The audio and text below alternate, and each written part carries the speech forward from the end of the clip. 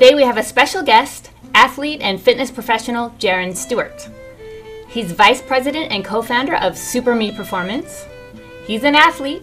He represented the United States at the Millrose Games in track and field, and he currently trains all sorts of clients: actors, lawyers, triathletes, marathon runners, youth, and anyone who wants to find and unleash their super me. We definitely have to find out about that. I started playing baseball and basketball when I was probably about 5 years old, and then I sort of just fell in love with sports. I was sort of on the chubby side growing up, so it wasn't too easy for me, but once I started playing some more and just having fun, I just fell in love with it. So what surprised you when you first got out of school and started working with people? What surprised you? What were you not expecting? I think what I wasn't expecting was how they wouldn't know what to do in terms of exercise. Okay. So in terms of just walking into a gym or just getting a client for the first time, first session, I tell them to do a squat. The form that they have, they've been doing squats their whole life apparently, but they've been doing it wrong, and now they come to me with knee problems, back pain. So I think that was the biggest thing. How do you motivate your clients? I think the biggest thing of motivation is just finding like a trigger for each client. So if I have a client that wants to lose weight because they just went through a divorce or something like that, it's just trying to find a trigger where they'll be more likely to sort of succeed with the program. Or if I have a client that has kids, wants to be able to run around with the kids. Nobody wants to be the parent that isn't able to run around, have fun, play games with their child. So just finding that trigger, I think, is the biggest way to motivate. I imagine when you're working with other people all day, getting them in shape, that the last thing you feel like doing at the end of a long day in the gym is working in the gym. So how do you motivate yourself to stay in top shape? That is a very good question. Some days I'll have like 11 clients in a row. So it's pretty intense. I think the biggest reason that I work out is because I love it. I love it. It's hard after working 13-hour days to find time to work out, but if I don't find time to work out, how can I tell someone else to work out? Or I view my job as being inspirational to my clients. So if I don't work out, I can't expect my clients to do the same. So you have this company, Super Me Performance. Yes. We're going to watch a short video. Okay.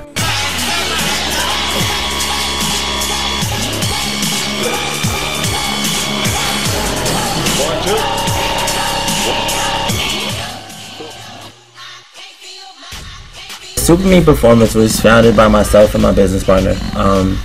We specialize in providing coaches to different schools, mostly high schools. Pretty much how it works is a school will come to us and say they want a track coach, they want a basketball coach, volleyball coach, whatever the sport is, and we'll provide that coach. I know when I was growing up, my high school coach wasn't necessarily the best coach. He didn't have real experience playing the sport or coaching the sport. He was just a social studies teacher in high school. So my business partner, same thing with him. So we thought, all right, let's provide quality coaches to different schools within New York City. So we started in 2013, and now we have over 40 coaches placed at different schools around the city. It's time for viewers' questions with guest host Lesley. Everything you wanted to know about training. Lesley, thanks for coming up. Thank you, guys. This is such an interesting segment about actually working out and the tricks of the trade. And you're a professional. So what's the difference between exercising, for women and men? I don't really think there is a difference. I feel like men and women, the body is different, yes, but there's no difference in terms of how many reps you should do, how much weight you should be lifting. Everything is based on what your goal is. If you're trying to bulk up, you'll use a certain formula. If you're trying to lose weight and tone, you use a different formula. But in terms of the actual male versus female, there's no difference. And that's what we look for someone with your profession. Because for someone like myself, I went to the gym, I started working out, and I started looking like a sumo wrestler. My kids are like, Mom, and I'm like, oh, Diesel, you know. So you really need to know what to kind of do while you're in the gym, and having a personal trainer is actually excellent. Definitely. So Kathy, how do you motivate yourself in working out? I joined the Y. Oh, okay. And my rule for myself was just to go there. Like, I didn't even have to work out. I just had to appear. And usually that was half the battle, like getting there. And once I was there, I would get started. But I signed up for some 5K races, and that was definitely motivation. And then I think it's really important to have a support system. Definitely. And for me, at the Y, there were a lot of the people there are so encouraging. And I joined a running group, and of course doing training too. You're going to be there on that day, and it's already built into your schedule, so you don't have to. Did you have a personal trainer as well? Getting up to that point to actually. When I first started, no, I was just exercising on my own, and I was feeling better, but I wasn't seeing huge results. So that's why I started looking around to work with a professional. So would you recommend having a personal trainer if you're getting into races and stuff like that? Yeah, definitely. I feel like a personal trainer's job is to get you where you want to be. So if you tell a personal trainer you want to run a 5K race, he'll most likely know how to get you to run a 5K race. Yeah, I mean, you have to search for the right trainer, but we can pretty much prepare you for everything. So do personal trainers also set like a meal plan? So that's a tricky subject. As a personal trainer, you're not allowed to write a specific meal plan for clients because you're not a registered dietitian. Okay. The laws vary by state, but we can, provide like tips and guidelines, or hey, maybe you should try increasing your protein intake if you're not seeing the results that you want to see. And it all goes along with what you're trying to do. One thing Jaron suggested to me was MyFitnessPal. And that's a free app where you write down what you eat and what you drink, and it was helpful not just in terms of calories, but you can also see, how much protein you're eating. Start tracking yourself. Yeah, and you can see what works for you because there's so much advice out there that might work for somebody else but doesn't work for you. So that way you can treat yourself like a science experiment and say, okay, I did this month and this is what happened, and so how can I tweak it? So do you recommend stretching prior to exercising? You want to make sure you're getting a proper warm-up in. So whether it's a 5-minute jog on a treadmill, hop on the bike for a little bit, elliptical, rowing machine, you want to get the blood flowing. You never want to sort of jump right into exercise without properly warming up. That's true. But you should also stretch after working out. That's going to be the biggest part. If you don't stretch after working out, that next day you're going to be sore. Wow. So just make sure you're stretching definitely after, and then you can even do some stretches beforehand too. Oh. So what kind of trainers are there? Do you have different type of trainers yourself, Cady? No, actually, I heard a woman talking about, that's how I got into the whole thing. She was talking about all her trainers, and I was thinking, this lady has too much money and too much time. She had like a yoga trainer. Oh, wow. But at the same time, I was, well, maybe I should try it. So maybe you can answer that.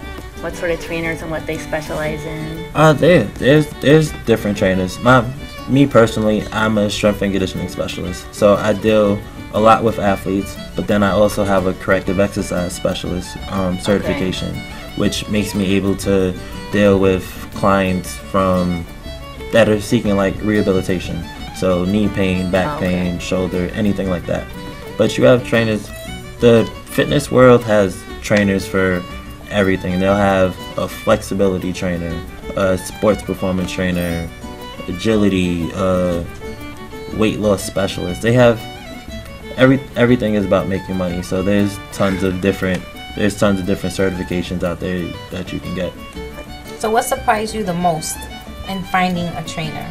Like, what were the differences that you felt in actually getting your workout on and getting healthy? What were the key components you were looking for in a trainer that made you actually feel comfortable in working with someone? Well, I only had one trainer. I had never done it before, and I wasn't really sure what to expect. I think my image was either someone that yells at you, like the boot camp sort of thing, or someone who's super peppy, like, walking in the gym, woo, you made it to the gym, And when I met Jaron, he wasn't like that at all. So I didn't really have any preconceived notion. But I realized as a violinist, my whole life I've been going to violin lessons every week. Your whole life you do that, and you learn how to train your muscles, and you learn about form, and you have someone that you speak to every week with your goals and everything. So it actually felt very comfortable in that way because it sort of reminded me of violin. A lot of similarities. So you being her trainer, did you actually help her in like working the arms out more? Because holding a violin, that's more like upward. That's like, you have muscle. Well, you actually hold it with your head. Oh, you hold it with your head. Oh, and gee. So I had pretty weak arms, actually. Yeah, I think definitely you're, as a trainer, one of your goals is to get your client to where they want to be. So if a client is a violinist, you might not know what muscles to work out because I've never played violin before. But from talking to your clients, you can sort of get a feeling for what they need. So yeah, we'll do more like upper body workouts, or specify if you're used to always having your arm out on set or something like that. All right, let's do some more arm work. Let's tone up the arms a little bit like that. Nice. So. Interesting. So are there any fitness magazines that you would recommend? The biggest fitness magazine that I use personally is Men's Health, Men's Fitness. I like Men's Health a little bit more just because it sort of gets everything into the picture. Men's Fitness deals with fitness, obviously, but Men's Health will touch on a lot of nutrition, clothing styles, pretty much everything to be a man, per se, I guess. Cady, and I see that he's dressed like you're going to have a workout today. Oh, don't get any ideas. Excellent. So do you do yoga? I do yoga. I do. Oh, wow. I don't do it as much as I'd like. Yoga is not for everybody. I like it. It's hard getting into some of those positions. But yeah, I do it every now and then. Okay, interesting. So what are one of your favorite parts of the industry you're in that business of being a trainer? I think it's just meeting new people. Like I'll walk into the gym one day and I'll look at my schedule and I get to meet 4 new potential clients. So just 4 new people in general. That's and then nice. It's just learning. You get to interact with people. You get to learn where they're from. And you sort of build, not even just build the client-trainer relationship, you build friendships and like lifelong friendships, yeah. So how do you feel when they come back and have gained 5 more pounds instead of losing? Happens a lot. It's just going back to the drawing board. Yeah. Some of it can be you as a trainer. Maybe I did something wrong, but then some of it could be the client. If I'm with the client for an hour each time I train them, the other 23 hours out of the day, I have no control over what they're doing. I can make suggestions, but I can't follow them around making sure they're doing what they're supposed to do. That's why you give them the app, right? Exactly. That's why I use the app. Not a GPS, though. So, Cady, what's one of your favorite exercises? Oh, I don't know if I have a favorite. Well, I like stretching. I like it when it's done, Yeah. I actually like running more than I thought I would, though. Oh, wow. I mean, when I started working out with Jaron, I couldn't even run around the track. I couldn't make it around once, and so I was doing like run-walk for quite a long time. But I sort of got into running, and now I signed up for a couple 5K races, and I really I enjoy it. And do you have any favorite websites that you would recommend, or stuff that you recap on to keep you up in the business? The only website I really use myself is the MyFitnessPal. Just to, like, I tell my clients to use it, but I use it myself too, just to make sure that my diet sort of stays where it needs to be too. But I don't really use too many other websites, no. So what's the average meal that you have a day? What's your intake? Intake. It depends on which day it is. If it's a training day, I might have like 6,000 calories. Okay. So you kind of keep yourself on schedule too. Yeah. Okay. So if you do 6,000 today, that means you do how many tomorrow?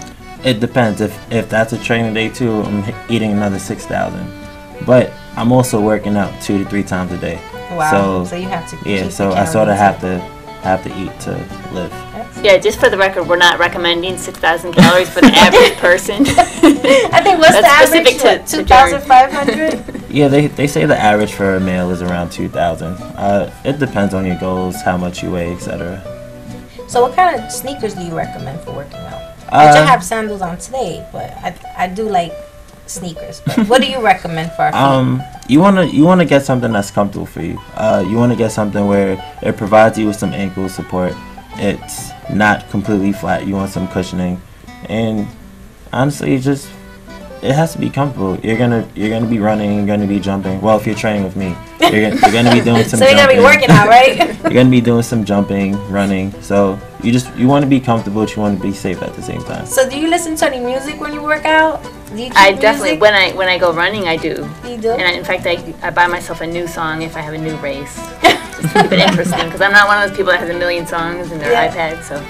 Oh, interesting. And how about yourself? You work out with music? Oh, definitely. I've been to gyms that don't play music, it's the most uncomfortable thing ever. So yeah, I have my headphones on. My music is blasting. If I'm working out on my lunch break, please don't come up and talk to me. I'm trying. I have an hour to get it in. Oh wow! So do you have any Facebook, like Twitter? Yeah, definitely. Super Me Performance on Facebook, or that's the Instagram handle as well. Oh, cool. Yeah. Are you on his social media account? I will put it up on the screen. supermeperformance.com. Nice meeting you. You too. Thank you, Cady, for having me. Oh, my pleasure. And thank you, viewers, for tuning into Cady's show. And now it's time for a fiddle tune.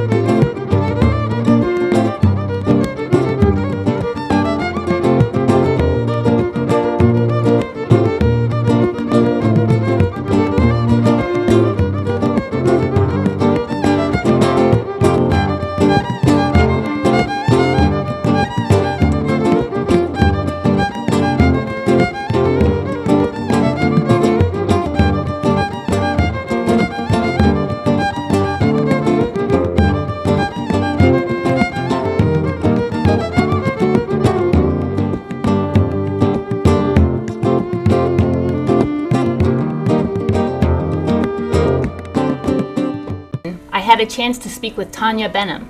She's a violinist and a runner. She did her first New York City Marathon last year, so who better to ask about motivation? Here's what she had to say. My name is Tanya Benham.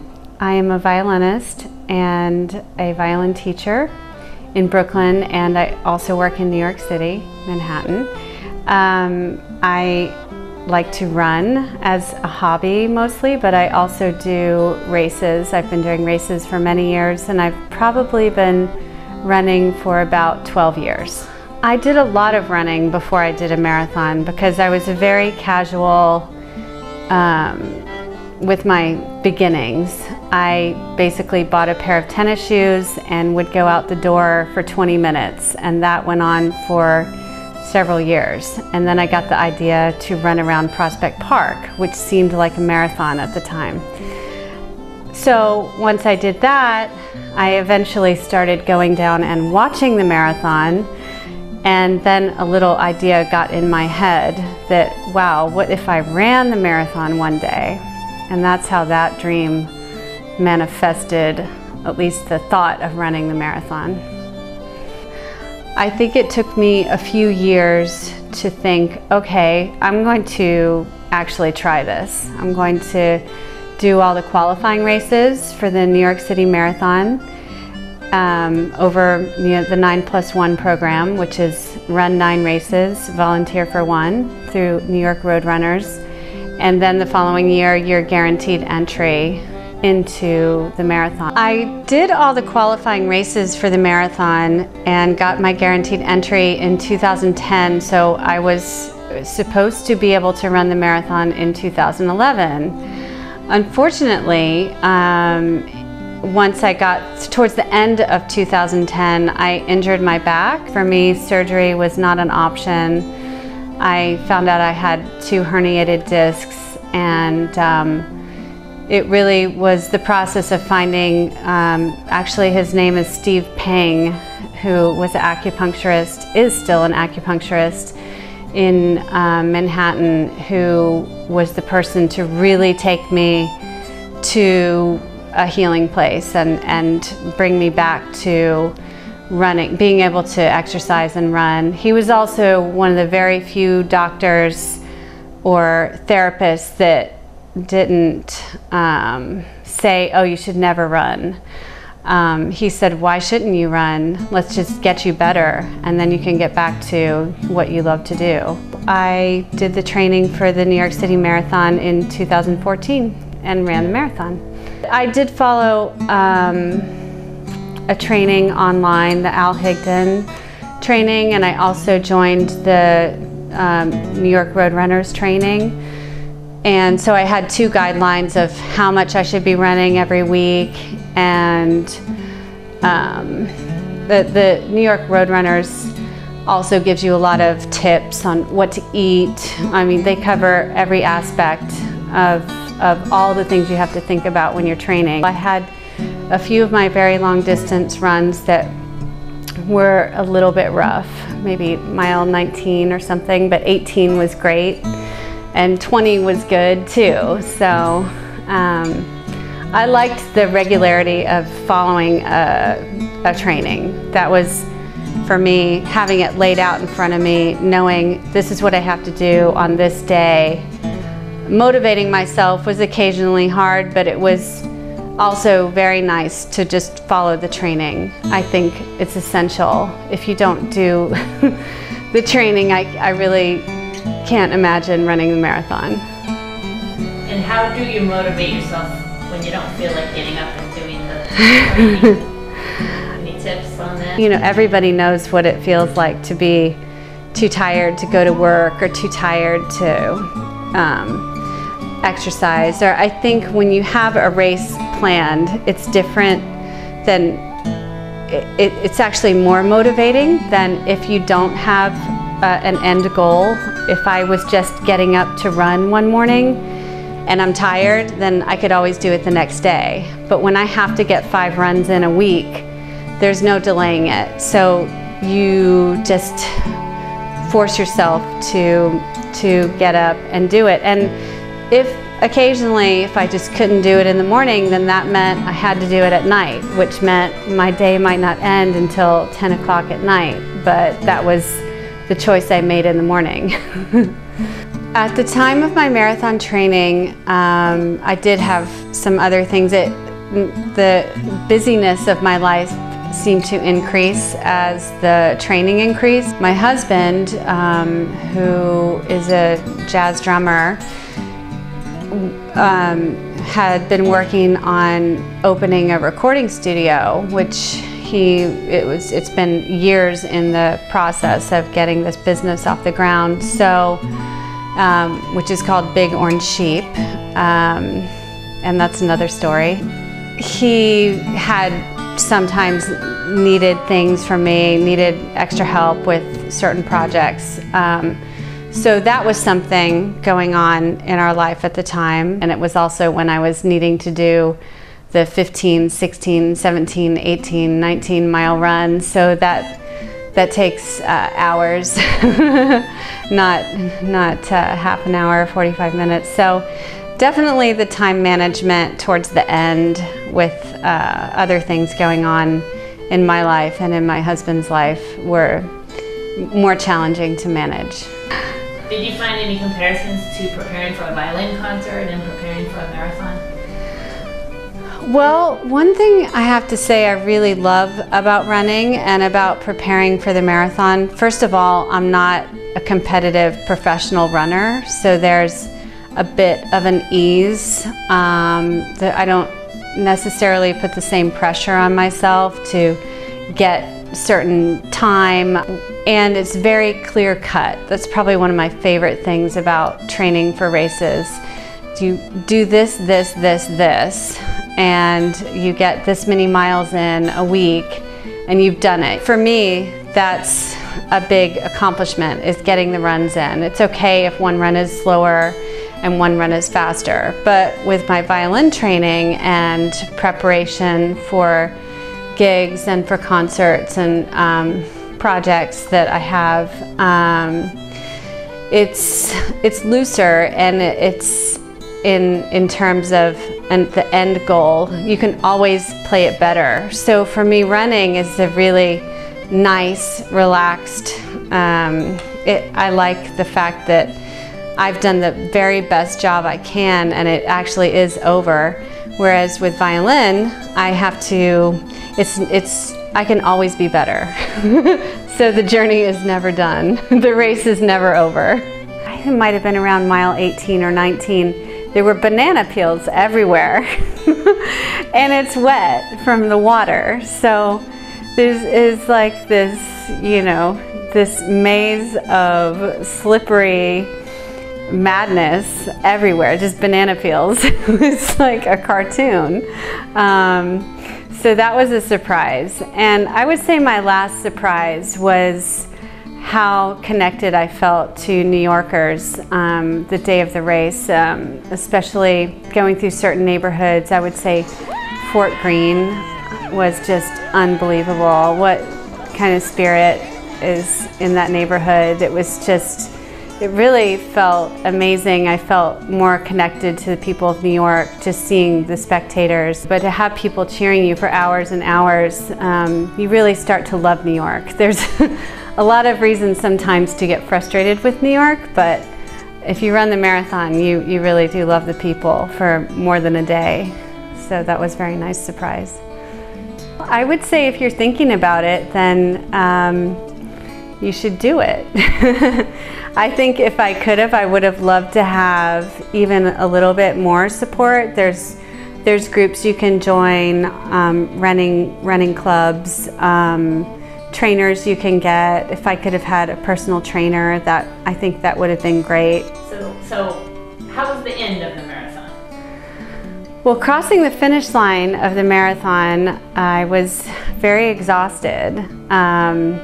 So it was really about finding energy again and getting home, but pretty shortly after, I felt just that I had accomplished something really special, and I can own that the rest of my life, that I did something really great for myself, and nobody can take that away from me. And I have the medal, but I will always have inside me that I ran the marathon.